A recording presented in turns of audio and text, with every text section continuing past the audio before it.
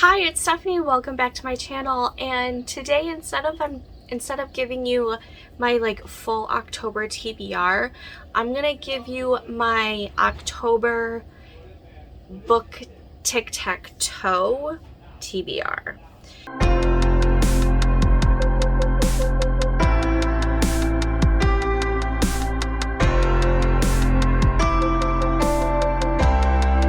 I'm part of the Facebook book club, the Book Revolution, and every month they do some games where you can have a bingo card, you can have a tic-tac-toe card, you can have a Connect 4 card, and they give you prompts for each space, and it's personalized. And you can try and get either, one line, or you can do a whole blackout type of thing. So I picked out 9 books to cover each one of the prompts that I was given for my book tic-tac-toe board. And that's what I'm going to share with you today. So you're going to notice that October I'm going to try and read a little bit more than just romance. I do have one for sure romance in here. Whether or not there's going to be other romance subplots throughout these other books, I'm not sure. But here are the 9 books that I would like to read for my October book tic-tac-toe. So the first prompt that I have is house or building on cover. And for that one, I'm going to read When No One Is Watching by Alyssa Cole. I started to read this earlier this year and then put it down because something new and shiny was brought to my attention. So I put it down and I forgot to pick it back up. So I'm going to try and read this during this month. It's a thriller, and it's Alyssa Cole's first thriller, and I'm super excited to read it because I've read, I think, 2 other of her books, and I really, really like her writing. So I'm very curious to see how I like this one. Plus, it's just so pretty. I love this cover. This is one of my favorite covers ever.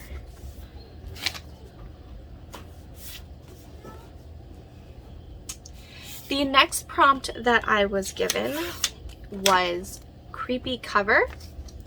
And for this one, I chose Gideon the Ninth by Tamsin Muir. And you can see the reflection of my computer screen.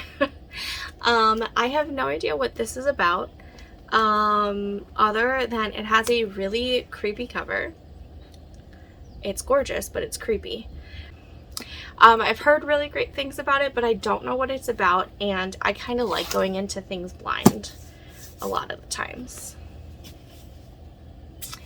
Then the next book, or the next prompt that's on my board, is Unsettling Subject.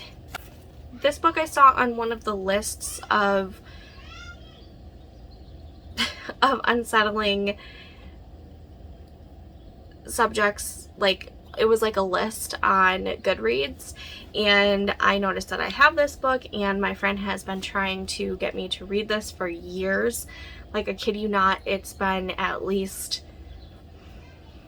I don't know, 6 to 8 years that she's been trying to get me to read this book, and every year I intentionally try to pick it up, and I always get distracted by something else. So this year I am trying to make it a priority to read this book, and that is Her Fearful Symmetry by Audrey Niffenegger. This is the same author who wrote The Time Traveler's Wife. Anyways, this book, all I know about it is that it is about these twin sisters who inherit an apartment in England, I believe, from their aunt. And while they live there, they find, I think, this letter and some like paranormally kind of stuff happens. I don't know what the unsettling subject matter is, but it was on that list, so it counts. And I'm gonna read it. Then another prompt is you always get a free space, just like you would with any other kind of bingo board. So that is my next prompt. For the free space prompt, I'm going to read There's Someone Inside Your House by Stephanie Perkins. This one I'm super excited to read, and it's actually going to be the first one I pick up because the movie on Netflix is coming out on October 6th. So I want to read and finish this before the movie comes out on Wednesday so that I can see how I like the movie versus the book. But I want the book done first.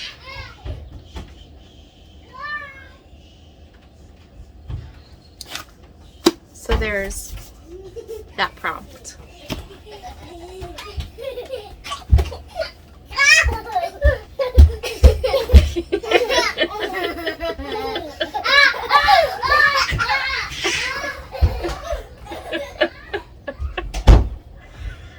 Oh, my family is special.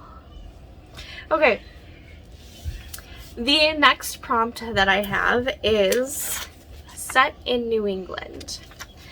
Now, this next book I had on my October TBR last year. I think it was for actually Summerween, so that might have been the end of August, early September. But I'm not sure why I didn't get around to it because I really want to read this, especially since next year the sequel to the next sequel is coming out. And that is Hocus Pocus and the all-new sequel. Yeah. This takes place in Salem, Massachusetts. If you've seen the movie, which is one of my all-time favorite movies. But I'm super excited. I know the first half of this book is basically like the written version of the movie, and then the second half of the book is what the all-new sequel is about. I don't know if this is what they are going to be having for the actual sequel, like movie sequel that's coming out next year. I don't know, but I'd still really like to read this book. The next prompt that I have is candy corn colored cover, and for this one I am choosing People We Meet on Vacation by Emily Henry. I originally had something else chosen for this prompt, but I figured since I didn't have a whole lot of romances on my little board, I figured I needed to sprinkle in a little bit of something so that I'm not reading a whole bunch of thrillers and scary horrors this entire month, because I'm gonna need just a little bit of a break. I have not read any of her books yet, but I do have Beach Read as well, and I'm really intrigued to see how I like her books. And then the next prompt that I got was diverse thriller, and for this I only wrote thriller because for the most part I only have thriller books. The actual prompt for this is diverse thriller, horror, or mystery. So originally I was going to do the Alyssa Cole book for this prompt, but then I remembered I have this book, and this is by a diverse author, and that is Mexican Gothic by Sylvia Moreno Garcia. I did start reading this last year, and I think I got like through 3 chapters, and then I put it down because, you know, something shiny. But I want to actually read this book, so I'm gonna start it from the beginning because I couldn't tell you what actually happened in the first 3 chapters. So I'm going to use this as my diverse horror.